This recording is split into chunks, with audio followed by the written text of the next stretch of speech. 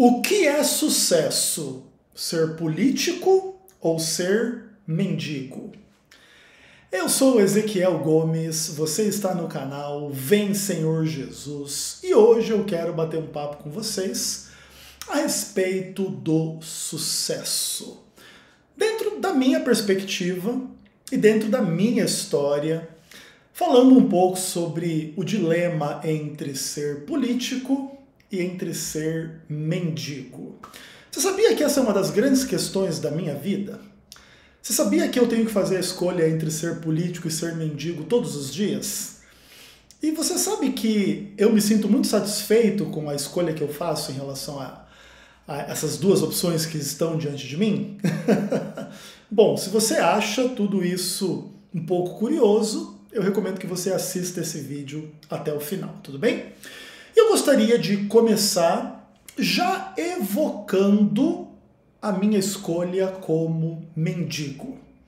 E dizendo para você que segue o canal Vem Senhor Jesus, que o Ezequiel Gomes está quebrado.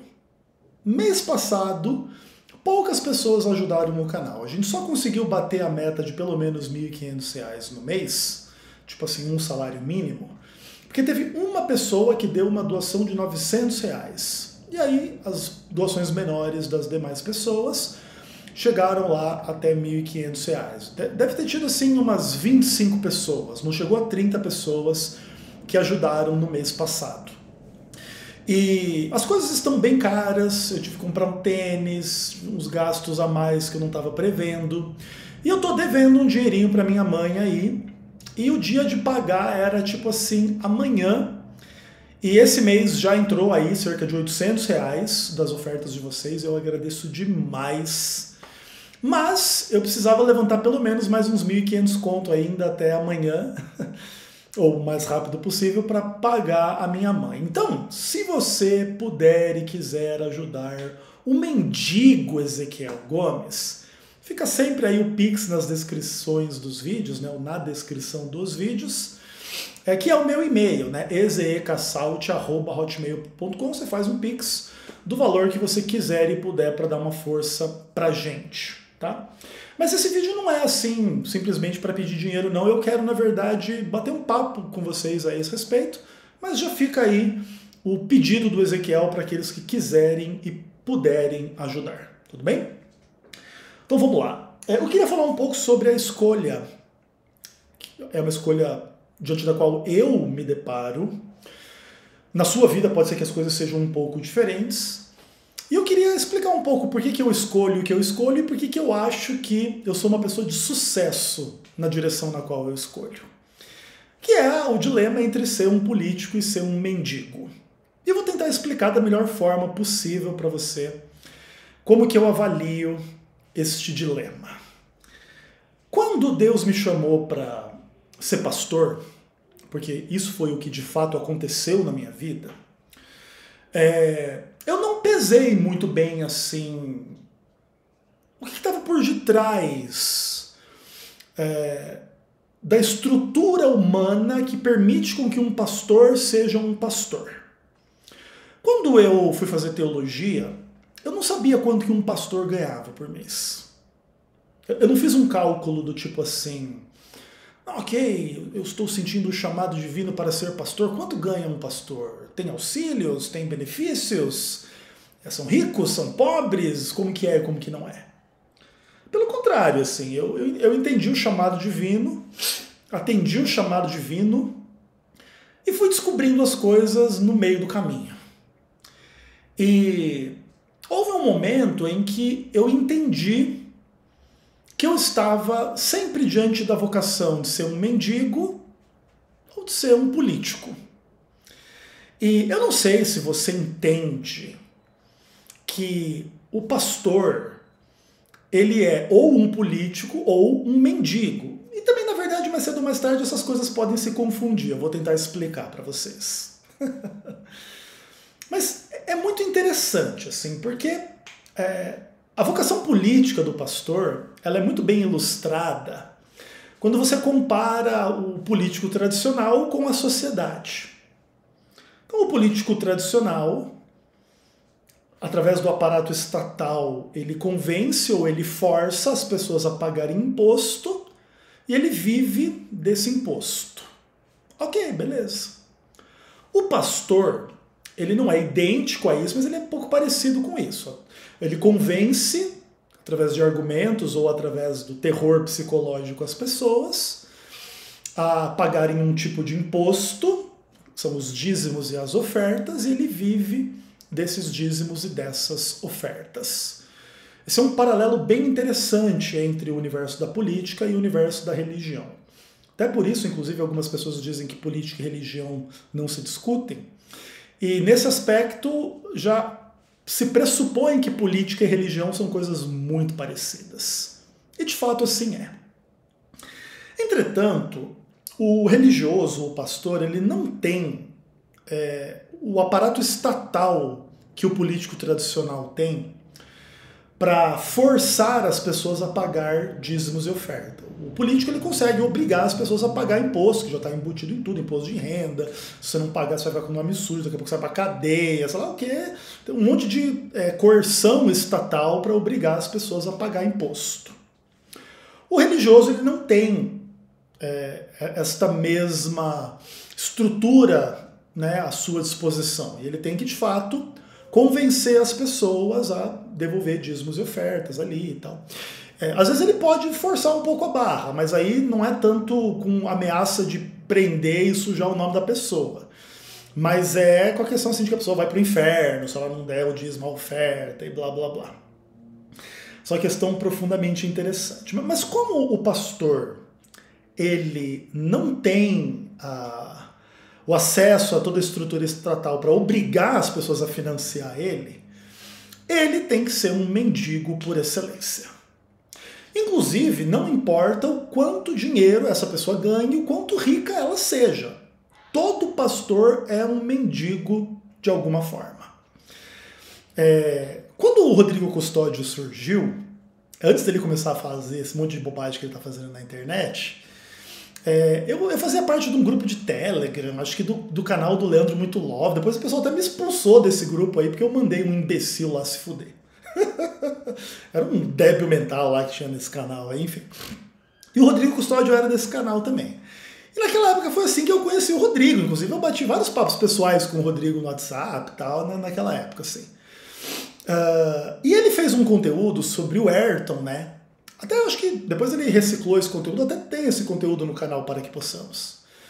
E era um videozinho do Ayrton, assim, dizendo que se você devia ficar no vermelho, mas devolver o dízimo de Deus e a oferta e tal, e blá blá blá.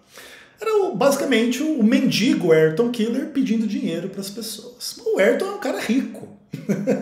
O Ayrton ficou rico no contexto da religião, mas ele não deixa de ser um mendigo pedindo lá para você, dá um trocadinho de Deus aí para mim, que sou o representante de Deus, né? Para, inclusive, representar a Deus acobertando o vagabundo visto em motel com puta na presidência de associação na União Sul Brasileira. Parabéns ao mendigo Ayrton Killer. Mas tudo bem, vocês já estão cansados de saber. Aí o que acontece? O Ayrton, ele é um mendigo, mas além disso e acima disso, ele é um político. E se o Ayrton vai conseguir uma doação ou não como mendigo ali no sermãozinho dele, é uma coisa um pouco irrelevante, porque ele já está sentado numa posição na divisão sul-americana ou na Associação Geral dos Adventistas do Sétimo Dia, que lhe permite desfrutar de um salário bastante generoso, mesmo sem ter que mendigar, assim, ou mendigar assim, muito especificamente para sobreviver ali naquele contexto, naquele momento. Que inclusive é bem interessante, assim, se você for parar para pensar. Porque ele adquiriu uma posição política dentro de uma organização de mendigos, que são os pastores adventistas do sétimo dia, que vivem da generosidade, da doação das pessoas, tipo mendigo mesmo. E por causa dessa posição política que ele alcançou, ele já tem uma certa segurança e estabilidade em relação aos seus ganhos que um mendigo independente não tem. Tudo bem? Não sei se vocês estão entendendo onde que eu quero chegar. E eu, Ezequiel Gomes, fiz a vocação pelo lado da mendicância em contraposição ao lado da política. Inclusive, isso é uma coisa muito curiosa, porque quando eu fui chamado numa salinha de um político, inclusive aquele político vagabundo visto em motel com puta, para dizer que agora eu seria desligado da Associação de Mendigos Pastores Adventistas do Sétimo Dia, a acusação que me foi feita era de envolvimento político. No meu caso, não era a política interna da organização, era lá a minha manifestação contra o governo do PT de Dilma Rousseff. Enfim, legal, beleza. Entretanto, quando o meu desligamento do ministério ele amadureceu, eu comecei a deixar claro para os administradores que eu iria confrontá-los em relação a essa decisão. E em um dos e-mails que eu mandei para esse presidente vagabundo visto em motel com puta, eu disse para ele assim, eu falei assim, amigão, você está me acusando de ser um político, mas se você quer conhecer um político, olha no espelho. Quem é político é você, não sou eu. Eu sou o oposto do político, inclusive. Em muitos e muitos sentidos. Na verdade, apesar de eu gostar da militância política, especialmente no sentido da política secular, mas também, né, na militância da política institucional, denunciando os vagabundos que conduzem a organização adventista, acontece assim que é bem irônico para mim assim, ter sido excluído da obra sendo acusado de ser um político por parte de pessoas que elas verdadeiramente são políticas. E eu nunca fui um político da obra. E essa é uma das razões em função das quais eu fui excluído da obra. Não é isso mesmo?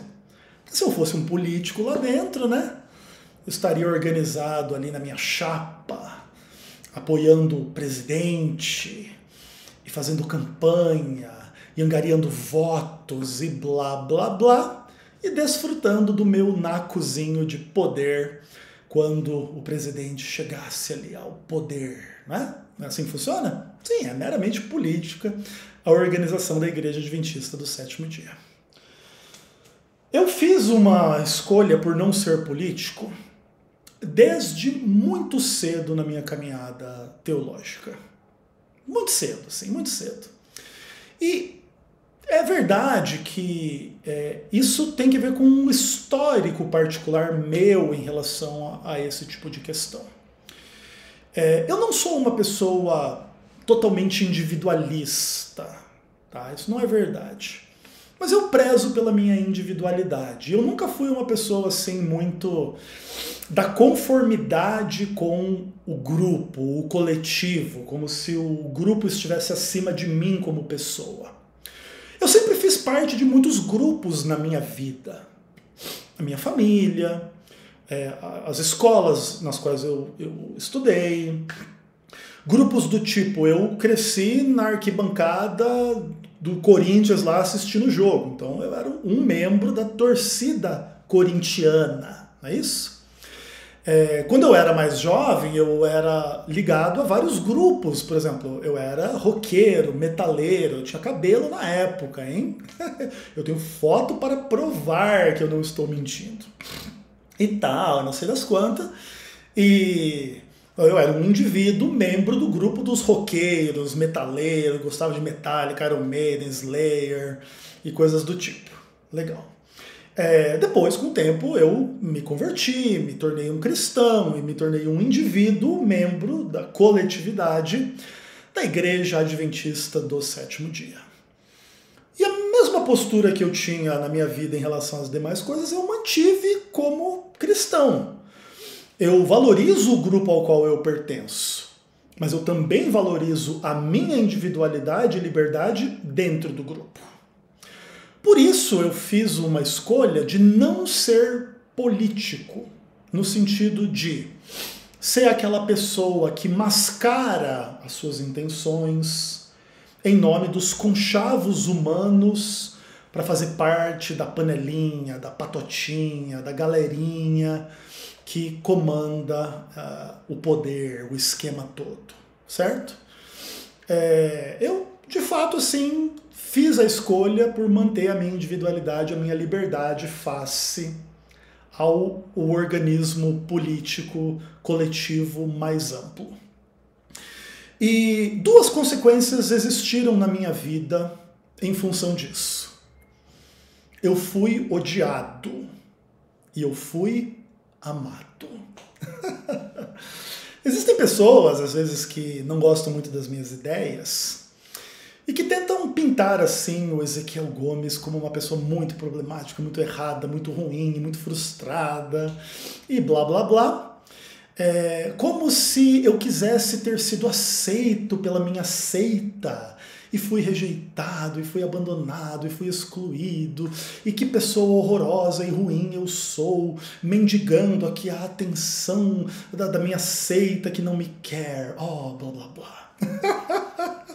Eu acho essa narrativa absolutamente divertida. Acima de tudo, porque ela não é verdadeira. Porque se fosse verdadeira, seria uma narrativa de fato que implicaria uma profunda desonra e vergonha sobre a minha vida. Mas a verdade é o oposto disso. Porque eu sou uma pessoa independente, de posições firmes, personalidade forte, e que enfatizo e defendo a minha liberdade face ao grupo, muito cedo na minha caminhada dentro do Adventismo, eu me tornei uma espécie de porta-voz de pessoas que dentro da organização simpatizavam comigo e se sentiam um pouco como eu em algum aspecto. Tanto que de vez em quando algumas pessoas entram em contato comigo e elas dizem assim: pastor Ezequiel Gomes, como é que você tá? Cara, você não acredita, irmão. O pastor novo do meu distrito aqui é um cara que estudou com você, mano, ele gosta muito de você, tal, ele não pode, vir aqui a público te defender e tal, porque é complicado e tal, mas, cara, Ezequiel, eu quero que você saiba que tem muito pastor que gosta de você. E eu respondo para as pessoas que entram em contato comigo com esse papo, assim, é óbvio que eu sei que tem um monte de pastor que gosta de mim. Até porque muitos deles conversam comigo no WhatsApp também. E é muito divertido, assim. O fato é que, por eu ser um cara independente, ter opinião e ter conhecimento de causa e não sei o quê, eu já fui muito bem acolhido, assim, entre muitos e muitos e muitos adventistas. Eu conheço bem, assim, os sentimentos que eu evoco nas pessoas. Mas eu também reconheço o outro lado dessa história. E é verdade que o fato de eu enfatizar a minha liberdade face ao grupo fez com que algumas pessoas desenvolvessem uma visão bastante negativa a meu respeito. Como se eu fosse, de fato, ou um herege, ou uma pessoa perigosa, uma pessoa da qual você tem que ter medo, você tem que se afastar. E essas pessoas, inclusive, parte delas são as responsáveis pelo meu afastamento do ministério. Mas é muito importante que vocês entendam que as pessoas que pensam isso desta forma, elas são a minoria em contraposição ao primeiro grupo. Ou seja, a maioria dos adventistas gosta de mim, ainda que tenha uma parcela grande, porém minoritária de adventistas que me odeia, me detesta, me despreza e não gosta de mim. Quando eu era pastor, essa proporção ela era menor. Por exemplo, quando eu era pastor, esse fenômeno ele já existia muito claramente. Sei lá, 80, 90% das pessoas nos distritos pelos quais eu passei, nas igrejas locais, gostavam de mim, e sempre tinha ali uns 10, 20% que não gostavam de mim. E hoje, esse número que não gosta de mim aumentou um pouco. Assim. Então, acho que uns 30, 40% aí não gosta de mim, uns 60, 70% gostam de mim. Por causa da minha vocação não política. E aí me torna um mero e puro e simples mendigo. Mas vamos com calma que eu quero explicar um pouco porque que eu acho que isso foi uma decisão muito acertada e me fez uma pessoa de sucesso. E para isso eu preciso explicar um pouco para vocês, uma coisa que eu não vou me delongar, até posso falar isso no futuro um pouco mais, sobre a minha relação com o dinheiro. Eu não sou uma pessoa apegada ao dinheiro, eu não sou uma pessoa focada em ficar rica na vida. Isso é uma coisa engraçada, assim. Eu tenho, sim, os meus planos para ganhar dinheiro, inclusive fora do universo cristão, tudo bem? Inclusive com coisas que, de fato, podem me tornar uma pessoa rica, mas essa não é a principal questão da minha vida. Assim, essa não é a principal motivação, não é o meu foco principal na vida. Pelo contrário, assim. E com o passar dos anos, assim, eu descobri que eu sou uma pessoa bastante idealista. Isso tem um lado bom e tem um lado ruim. Mas dentro do lado bom, vamos dizer assim, isso faz com que eu me sinta satisfeito trabalhando por uma causa e ganhando menos, mais do que ganhando muito e não trabalhando por uma causa. Isso é uma coisa interessante, assim. Tanto que se você me conhecesse na intimidade a minha vida toda e você prestasse atenção às coisas nas quais eu gasto o meu tempo, são coisas bastante idealistas, assim. Questões políticas, questões econômicas, questões religiosas. As minhas visões são bastante idealistas. O que também faz com que eu entre um pouco em conflito com a realidade que não é ideal, vamos dizer assim. Então, naquilo que eu entendo que a realidade não é ideal dentro da sociedade, da economia, da política, da religião, eu vou confrontar essas coisas para tentar tornar as coisas mais próximas do ideal do que elas são. Eu não tenho nenhuma ingenuidade ou ilusão de que eu vou conseguir mudar o mundo, mudar a igreja, mudar a sociedade, mudar o Brasil, ou nada do tipo, mas eu tento fazer a minha parte para que as pessoas na minha esfera de influência sejam pessoas mais conscientes do ponto de vista político, econômico, religioso, etc. e tal. E o canal Vem Senhor Jesus tem tudo a ver com isso. Se você parar para pensar, esse canal é uma pessoa se esforçando para que você tenha uma visão mais ampla, mais profunda das coisas, ok? E também não quer dizer que eu estou correto em todas as minhas posturas e você tem que concordar 100% comigo em tudo. Inclusive, parte da educação que eu quero realizar com vocês aqui é, inclusive, fazer vocês serem capazes de distinguir o que você pode dizer assim que eu estou correto e coisas que você pode discordar de mim e achar que eu estou errado. E para mim tudo bem quanto a isso. Eu não estou numa ego trip, como se fala, né, no inglês. Eu não estou numa viagem para defender a mim mesmo e dizer que eu sou melhor que tudo e todos têm que se organizar em torno de mim e das minhas ideias. Não, eu entendo que os seres humanos são diferentes e eu tenho o direito de ser como eu sou no meio da humanidade. E eu tento me esforçar para ajudar ao máximo as pessoas como eu gostaria de ser ajudado. Então, por exemplo, quando eu era um estudante de teologia, se eu tivesse alguém como eu ensinando coisas como eu ensino no YouTube, para mim seria uma coisa bastante útil. Como não tem, eu decidi eu mesmo fazer para ter pelo menos alguém, nem que seja eu. Por isso que eu sou uma pessoa um pouco singular e um pouco diferente. Porque eu trabalho pelo meu ideal. E o que acontece é que quando a gente trabalha pelo nosso ideal, às vezes a gente se aliena um pouco das demais pessoas. A gente deixa de ter essa cola política que molda e que ajunta as relações e a gente acaba se tornando um indivíduo um pouco mais isolado.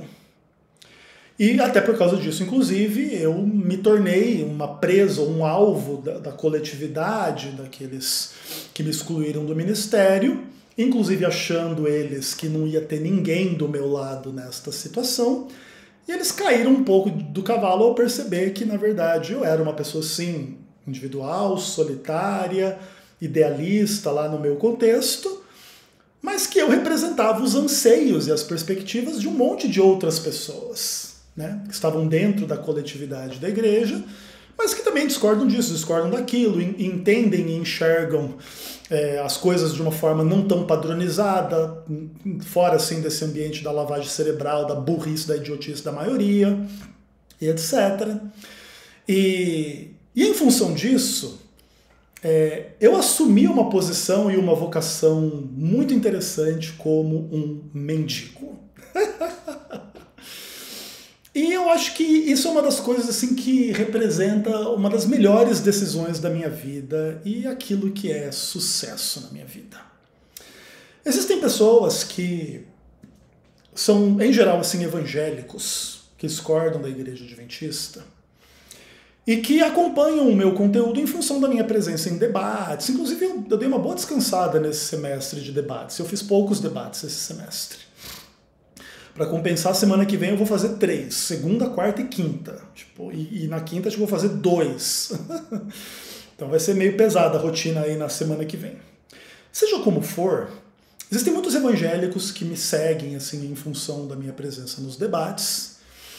E quando esses evangélicos eles encontram em mim assim um cara meio pesado na minha postura no que tange às discussões teológicas, apesar de eu ser um cara bem educado no trato com a maioria deles, fora os babacas que vêm encher o saco no canal, esses eu não trato com muita educação não, mas os demais eu trato com muita educação, muito carinho e tudo mais.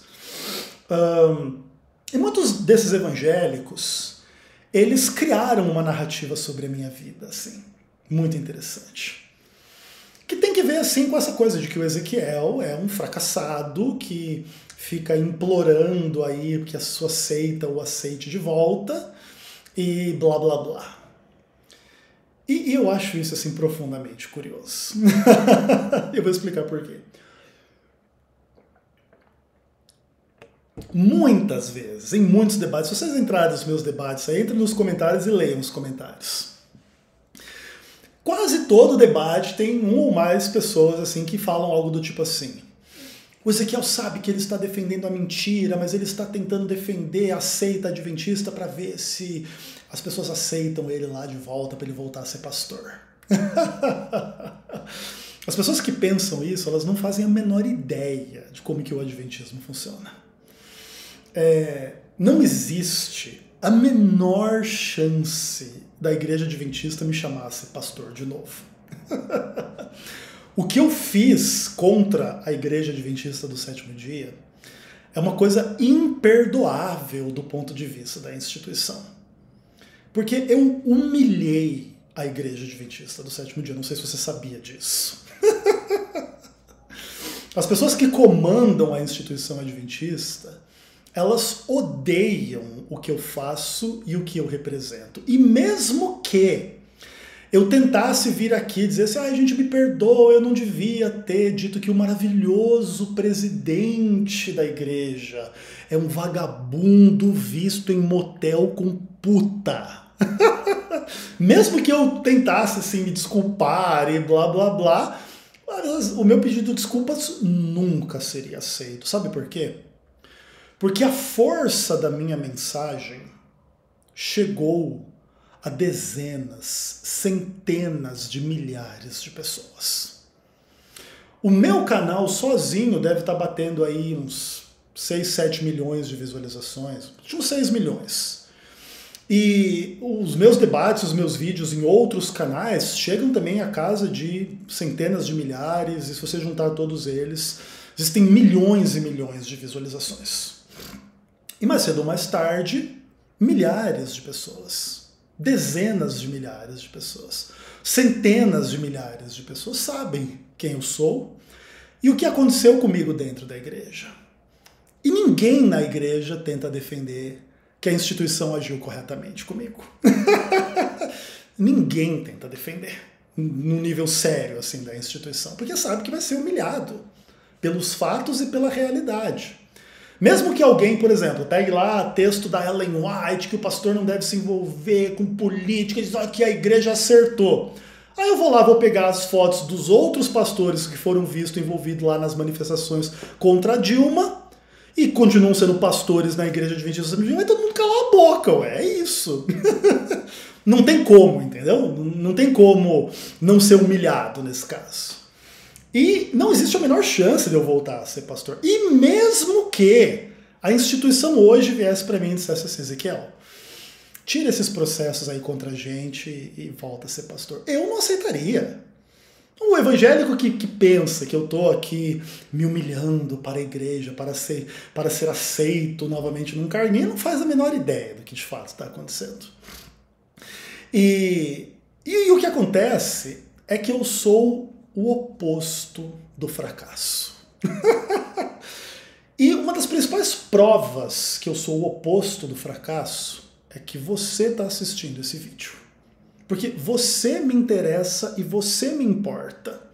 O que débil mental pensa a meu respeito, seja adventista ou não adventista, para mim não importa. E quando eu decidi confrontar a igreja, publicamente na internet, etc., eu sabia que eu jamais teria retorno à instituição. E eu abracei a minha vocação como um mendigo. Tudo bem? Isso é maravilhoso. Durante a maior parte do tempo que eu fiquei fora do ministério, eu não pedi ajuda financeira para vocês. Nesse ano de 2023 eu mudei um pouco essa postura, até porque eu perdi os trabalhos, estou numa situação um pouco complicada. Mas eu teria a chance, a oportunidade de me tornar um político, naturalmente não na igreja, mas numa outra área, ir atrás de trabalho, isso e aquilo, deixar essas coisas da religião para lá e ganhar minha vida e que se exploda, entende?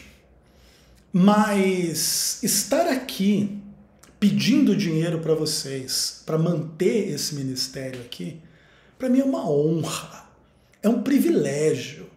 E se alguém pensa que isso é uma vergonha, que isso é um fracasso, que isso é errado e ruim, esta pessoa merece todo o meu desprezo. Eu não estou dizendo que a minha vida é fácil.